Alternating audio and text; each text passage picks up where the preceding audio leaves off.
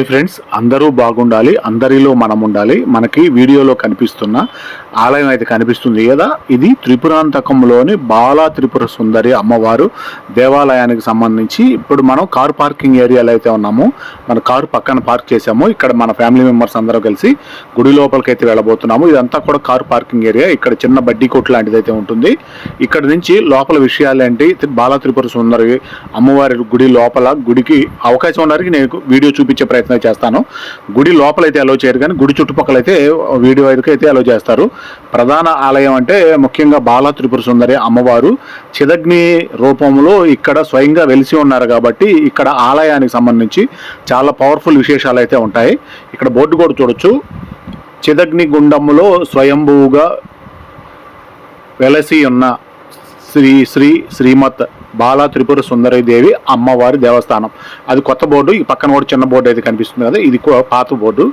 ఇట్లా ఇక్కడ ఈ దేవస్థానానికి సంబంధించి చాలా మంది దాతలు అయితే విరాళాల రూపంలో చాలా రకాలు అయితే ఇచ్చారు.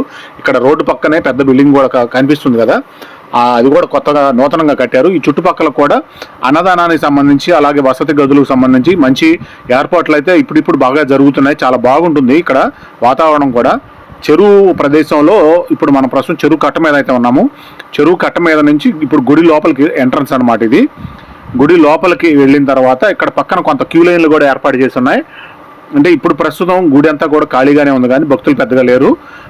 భక్తులు ఎక్కువగా ఉన్న సమయంలో కుంకుమార్చన చేసుకోవాలంటే 500 టికెట్ తీసుకునేవాళ్ళు డైరెక్ట్గా లోపలికి వెళ్ళొచ్చు. 10 రూపాయలు దర్శనం చేసుకునే వాళ్ళు అయితే క్యూ లైన్లో వెళ్ళాల్సి ఉంటుంది. ఇప్పుడు ప్రస్తుతం భక్తులు ఎక్కువ మంది లేరు కాబట్టి డైరెక్ట్గా దర్శనానికి అయితే వెళ్ళొచ్చు. ఇక్కడ మనకి చీరల షాప్ అయితే కనిపిస్తుంది కదా, అమ్మవారికి ఎవరైతే భక్తులు కానుకల రూపంలో ఇచ్చారో అమ్మవారికి ఇచ్చిన చీరల్ని ఇక్కడ అవే చీరల్ని ఇక్కడైతే అమ్ముతూ ఉంటారు. ఇవి వచ్చిన భక్తులు ఎవరైనా కొనుక్కోవచ్చు. చాలా తక్కువ ధరలో దొరుకుతాయి. దాదాపు 150-200 కాడి నుంచి చీరల స్టార్టింగ్ రేట్లు అయితే ఉంటాయి. దాదాపు నేను ఇక్కడికి వచ్చిన చాలాసార్లు అయితే తీసుకున్నాము. ఇప్పుడు ప్రస్తుతం అయితే తీసుకోలేదు, కానీ బాగుంటాయి చీరలు అవి. అంటే అమ్మవారికి దాదాపు అమ్మవారికి ఏదైతే కానుకల రూపంలో భక్తులు ఇచ్చారో అవే కాబట్టి అమ్మవారి చీరగానే మనం భావించాలి. అమ్మవారి చీరలు కాబట్టి తీసుకోవటం మంచిది. ఇలా బాలా త్రిపుర సుందరి దేవి అమ్మవారికి సంబంధించి పూజా విధానాలు, దర్శనానికి, గోత్రార్చనకి, గోత్రనామార్చన, ఇలా విశేష పూజలకు సంబంధించి రకరకాల పూజలకి ఎంత అమౌంట్ అవుతుంది అనేది కూడా బోర్డులు పెట్టారు. అమ్మవారి టెంపుల్ అంటే ముఖ్యంగా నిమ్మకాయలు అయితే కనిపిస్తుంటాయి కదా, నిమ్మకాయల దండలు అయితే ఎంట్రన్స్లో కనిపిస్తున్నాయి. ఇప్పటి వరకు మనం కట్ట మీద అయితే నడిచాము, గుడి కట్ట మీద. ఇక్కడ నుంచి మెట్లు దిగి లోపలికైతే దిగాల్సి ఉంటుంది. చెరువు కట్ట అనమాట ఇది. చుట్టూ చెరువు అయితే ఉంటుంది. చెరువులో చిదగ్ని రూపంలో అమ్మవారు వెలుస్తున్నారు కాబట్టి చుట్టుపక్కల ఉన్న పరిసరాలను నేను ఈ విధంగా చూపించే ప్రయత్నం అయితే చేశాను. ముఖ్యంగా ఇక్కడ అమ్మవారు కదంబ వనం అయితే ఉండేదంట అంతకుముందు. కదంబ చెట్లు ఎక్కువగా ఉండేవి. నేను కొంత భాగం చూపించే ప్రయత్నం అయితే చేశాను. ఫ్రంట్ కెమెరాతోటి అంత వ్యూ అంతా బాగా కనిపించట్లేదు, మళ్ళీ బ్యాక్ కెమెరాతో చూపించే ప్రయత్నం చేస్తున్నాను. ఫ్రంట్ కెమెరాతోటి నా ఫేస్ వరకే కనిపిస్తుంది, కానీ మిగతా ఏరియా క్లియర్గా కనిపించట్లేదు. బ్యాక్ కెమెరాతోటి మెట్లు దిగి లోపలికి వచ్చిన తర్వాత అమ్మవారి ఉత్సవ విగ్రహం ఈ విధంగా అయితే ఏర్పాటు చేసి ఉంది. చాలా బాగుంది అమ్మవారి రూపము. పులి వాహనం మీద అమ్మవారు కూర్చున్నట్టుగా నాకైతే చాలా బాగా అనిపించింది. ఫ్యామిలీ మెంబర్స్ అందరూ కూడా అక్కడ నమస్కారం చేసుకుంటూ చుట్టూ ప్రదక్షిణ అయితే చేస్తున్నారు. ఇట్లా అమ్మవారి రూపము, ఉత్సవ విగ్రహానికి సంబంధించి లోపల మనకి ఎటు వీడియో తీసుకోవడానికి అవకాశం ఉండదు కాబట్టి బయట ఉన్న వారికి చుట్టుపక్కల పరిసరాలని ఇలా అమ్మవారి రూపాన్ని చూపించడానికి మనకైతే అవకాశం దొరికింది. ఉత్సవ విగ్రహం రూపంలో చాలా పెద్ద విగ్రహమే పెట్టారు. చాలా బాగుంది అమ్మవారి రూపం కూడా. ఆ పులి బొమ్మ కానీ, అమ్మవారికి కట్టు బొట్టు కానీ, ఆభరణాలు కానీ, అలంకరించిన విధానం కానీ, అమ్మవారికి బ్యాక్గ్రౌండ్లో ఏదైతే ఆనుకోవడానికి ఒక పూలు రేకుల్లాగా ఎలాగైతే ఏర్పాటు చేశారో అదంతా కూడా సింహాసనం లాగా చాలా బాగుంది. పులి మీద, సింహాసనం మీద అమ్మవారు ఆనుకొని కూర్చున్నట్టుగా నాకైతే చూడటానికి చాలా ముచ్చటగా అనిపించింది. కెమెరాలో కూడా, వీడియోలో బాగా కనిపిస్తుంది. ఇంకా మనం డైరెక్ట్గా చూస్తే ఇంకా ఎక్కువగా అందంగా ఎక్కువగా కనిపించే అవకాశం ఉంటుంది. ఇలా ఇక్కడ గుడి చుట్టుపక్కల ఉన్న పరిసర ప్రాంతాలను నేను విధంగా చూపించే ప్రయత్నం చేస్తున్నాను. ఈ మెట్లు కనిపిస్తున్నాయి కదా, ఈ మెట్లు దిగి ఇప్పుడు మనం లోపలికైతే వచ్చాము. ఇది చెరువు ఏరియా. ఇప్పుడు చెరువు ఏ లెవెల్లో ఉందో ఇప్పుడు మనం అదే లెవెల్లో ఉన్నాము. చుట్టూ కూడా ప్రహరీ గోడలు అయితే ఉంటాయి. ఇలా బాలా త్రిపుర సుందరి దేవి అమ్మవారి దేవస్థానానికి సంబంధించి నేను మొదట్లో వచ్చినప్పుడు ఈ అడుగు భాగం ఏదైతే ఉందో ఇదంతా రాయి. ఇప్పుడైతే బాగా పరుబండ్లు బాగా నీట్గా కనిపిస్తున్నాయి. చాలా బాగా అయితే ఉంది. కానీ మొదట్లో నేను వచ్చిన 15 సంవత్సరాల క్రితం అయితే పైన రేకుల షెడ్డు ఇవన్నీ చాలా నీట్గా కనిపిస్తున్నాయి. అప్పుడు మట్టి ప్రాంతంలోనే ప్రధానమైన ఆలయం మాత్రమే ఉంది. ముందు చిన్న మండపం అయితే ఉంది. అప్పుడు అలా మట్టి ప్రాంతంలోనే మట్టిలోనే తిరిగి అట్లా అమ్మవారిని దర్శనం అయితే చేసుకునే వాళ్ళమే. ఈ విధంగా అయితే అమ్మవారికి సంబంధించి అభివృద్ధి పనులు అయితే చాలా చక్కగా జరుగుతున్నాయని చెప్పుకోవచ్చు. చాలా బాగా మంచి అభివృద్ధి అయితే కనిపిస్తుంది. ఇక్కడ అమ్మవారికి సంబంధించి సేవా కార్యక్రమాలకి బ్యాంక్ అకౌంట్లు కూడా అయితే చూపించారు. మనం ఇక్కడ ఉండి పూజ చేయించుకోవాల్సిన అవసరం లేదు. ప్రపంచంలో ఎక్కడుండి సరే అయినా ఎక్కడి నుంచి అయినా మనం పూజలు చేయించుకునే అవకాశం ఉంది. ఇలా బ్యాంక్ అకౌంట్ల రూపంలో దానికి సంబంధించిన అమౌంట్ అయితే ఇచ్చినట్లయితే బ్యాంక్ అకౌంట్కి అమౌంట్ మనం ట్రాన్స్ఫర్ చేసినట్టయితే అమ్మవారికి చేరుతుంది. అమ్మవారికి ఏ విధంగా అయితే మనం కోరుకుంటామో ఆ విధంగా మన పేరు మీద అమ్మవారికి అర్చనలు అయితే చేసి మనకైతే ఆ పుణ్యం వచ్చేట్టుగా అయితే చేస్తారు. ఇక్కడ స్థల పురాణానికి సంబంధించి చెప్పుకోవాలంటే స్థల పురాణానికి సంబంధించి కూడా ప్రతి గుడి దగ్గర అమ్మవారి గుడి కావచ్చు, స్వామివారి గుడి కావచ్చు, ఏ గుడి అయినా స్థల పురాణం అనేది చాలా ముఖ్యమైనది. ఇక్కడ అమ్మవారు చిదగ్ని రూపంలో స్వయంభూగా వెలిశారు కాబట్టి ఇక్కడ అంత మహిమ అయితే ఉంటుంది. ప్రతిష్ఠ చేసిన విగ్రహం కాదు ఇక్కడైతే గుడి లోపల ఉండేది. గుడి లోపల మనకి చూపించడానికి అవకాశం లేదు కాబట్టి ఇక్కడ ఈ చుట్టూ కూడా అమ్మవారి గుడి చుట్టూ కూడా తీర్థాలు 9 రకాల తీర్థాలు అయితే ఉంటాయంట. అంటే కొలన్లు కావచ్చు, వాటర్కి సంబంధించిన తీర్థాలు అంటారు. ఇలా రేకుల షెడ్ కానీ పక్కన రూములు కానీ ఇదంతా కూడా టెంపుల్ బ్యాక్ సైడ్ అయితే వచ్చాము.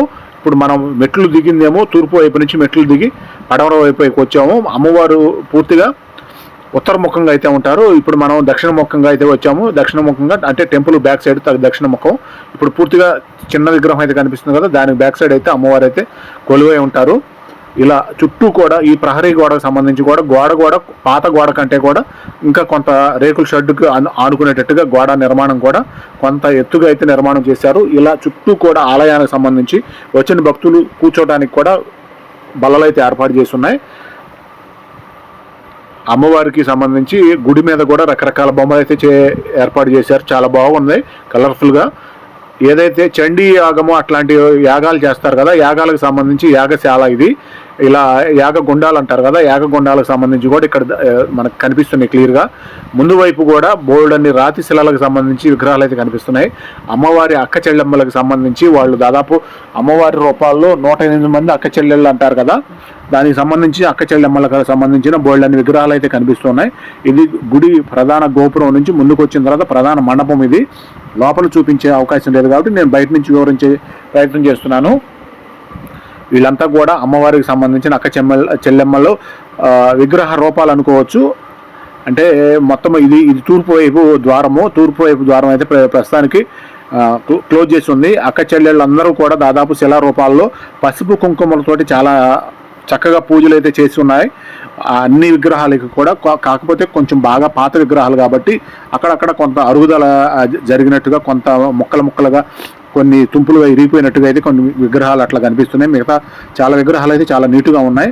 ఇక్కడ చిన్న మండపం అయితే మనకు కనిపిస్తుంది కదా, కొంత గ్రిల్స్ కూడా ఏర్పాటు చేస్తున్నాయి. ప్రతి దానికి కూడా ప్రతి డెవలప్మెంట్కి ఒక బండ పరిచిన దానికి కావచ్చు, గ్రిల్స్ ఇచ్చిన దానికి కావచ్చు, క్యూ లైన్లు ఇచ్చిన దానికి కావచ్చు, ఏదైనా దాతలు ఏదైతే ఇచ్చారో దాతల పేర్లతోటి సహా ఇక్కడ క్లియర్గా వివరించడం జరిగింది. వాళ్ళ దాతల పేర్లతో సహా బోర్డులు, శిలాఫలకాలు అయితే చాలా బాగా ఏర్పాటు చేశారు. ఇక్కడ ఎండోమెంట్ వారి ఆధ్వర్యంలో దేవాలయం కొనసాగుతున్న దాతలు ఇచ్చే విరాళాలతోటి ఈ ఆలయం అనేది అభివృద్ధి అయితే చాలా బాగా జరుగుతుంది. నేను 15 సంవత్సరాల నుంచి దాదాపు ఎప్పుడు వస్తూనే ఉంటాను. సంవత్సరంలో కొన్ని 20 సార్లు 30 సార్లు కూడా వచ్చిన రోజులు ఉన్నాయి. ఈ విధంగా నేను ఎప్పుడు గమనిస్తూనే ఉన్నాను కాబట్టి ఈ ఆలయానికి సంబంధించి చాలా అభివృద్ధి అయితే జరుగుతుంది. ఇక్కడ కూడా చూడవచ్చు చింతలపూడి ఆదిలక్ష్మి అని ఇక్కడ ఈ గ్రిల్స్ సంబంధించి ఇదైతే ఇచ్చారు. శ్రీ చిన్మస్తాదేవి. ఈ శ్రీ చిన్మస్తాదేవి అమ్మవారి విగ్రహానికి కరెక్ట్గా ఆపోజిట్లోనే ఉంటుంది. ఈమె దక్షిణముఖంగా ఉంటుంది, అమ్మవారు ఉత్తరముఖంగా ఉంటారు. బాలా త్రిపుర సుందరి దేవి గారు. ఇక్కడ కుంకుమార్చన అనేది చాలా ఫేమస్. కుంకుమార్చనకు సంబంధించి ఇక్కడ విశేష పూజలు అయితే జరుగుతుంటాయి. శ్రీచక్రంతో కుంకుమ పూజ అయితే చాలా బాగా చేయించుకోవడానికి భక్తులకు కూడా అవకాశం ఉంది. ఇక్కడ దీపారాధనలు చేసుకోవడానికి, కొబ్బరికాయలు కొట్టుకోవడానికి చాలా బాగా అయితే ఏర్పాట్లు చేశారు. ఇదంతా కూడా ఆలయానికి సంబంధించిన ముందు వైపు భాగము. ధ్వజస్తంభం కూడా ఆలయం లోపలే ఉంటుంది. ధ్వజస్తంభం కూడా మనకి వీడియోలో చూపించడానికి కుదరలేదు. ఇక్కడ ముఖ్యంగా అక్కడ గోడ మీద అయితే రాసి ఉంది కదా, జంతు వధ నిషేధం అని మాత్రం రాసి ఉంది. అంటే అమ్మవారి దేవాలయాలు అంటే చాలా వరకు కోడి కానీ మేక కానీ పొట్టేళ్ళు కానీ ఇట్లాంటి బలిస్తుంటారు కదా, ఇక్కడ అట్లాంటివి అయితే ఏమీ ఉండవు. పూర్తిగా ఇక్కడ అసలు మాంసాహారము జంతు బలి అనేది నిషేధము. ఇక్కడ పూర్తిగా శాకాహారమైన చెప్పుకోవాలి. ఇలా అమ్మవారి గుడి దర్శనం అయిపోయిన తర్వాత అమ్మవారి గుడి దగ్గర నుంచి స్వామివారి ప్రధాన ఆలయం ఏదైతే ఉందో ఈ ఆలయం ఎంట్రన్స్ ఆర్చి ఇది. ఇక్కడ నుంచి మనం కొండపైకి ఎక్కుతాము. ఇలా అక్కడ అమ్మవారి ఏమో స్వామివారికి ఇది ఈ కొండ ఏదైతే కనిపిస్తుందో ఈ కొండని కుమారగిరి అని అంటారు. ఈ కుమారగిరి పర్వతానికి స్వామివారి గాలిగోపురాలు అయితే కనిపిస్తున్నాయి కదా, ఇక్కడి నుంచి ఇప్పుడు మనం ఏదైతే దర్శనం చేసుకొని వచ్చామో బాలా త్రిపుర సుందరి దేవి నైరుతి మూలగా అయితే చెరువులో అయితే చిదగ్ని రూపంలో అయితే వెలిసి ఉన్నారు.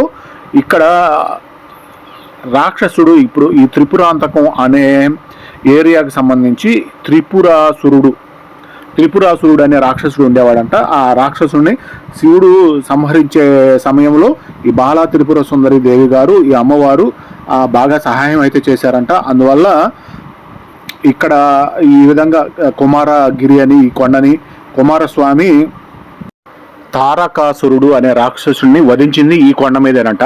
కుమారస్వామి వారికి సంబంధించి కూడా అక్కడ లోపల గుడి లోపల విగ్రహం అయితే ఉంటుంది, చూద్దాము. దానికి సంబంధించి ఈ విధంగా తారకాసురుడిని కుమారస్వామి వారు ఇక్కడ వధించారు, చంపారు. కాబట్టి ఇక్కడ ముఖ్యంగా ఈ ఇప్పుడు మనం ఏదైతే కొండ మీదకి వెళ్తున్నామో కుమారగిరి మీద వేంచేసి ఉన్న త్రిపురాంతకేశ్వరుడు దగ్గరికి దర్శనానికి అక్కడ రాక్షసులు నైరుతి మూల నుంచి వచ్చేటట్టుగా అక్కడ రాక్షస ద్వారం అని చెప్పి నైరుతి మూల ఒక ద్వారం ఉంటుంది. ఆ ద్వారం ద్వారా రాక్షసులు వచ్చి ఇక్కడ కొండ మీదకైతే వస్తూ ఉండేవాళ్ళంట. ఈ విధంగా కుమారస్వామి తారకాసురుని సంహరించిన కారణంగా ఈ గిరిని కుమారగిరి అనేది అంటూ ఉంటారంట. ఇక్కడ కొండ మీద కూడా వ్యూ పాయింట్స్ చూడటానికి చాలా బాగుంటాయి.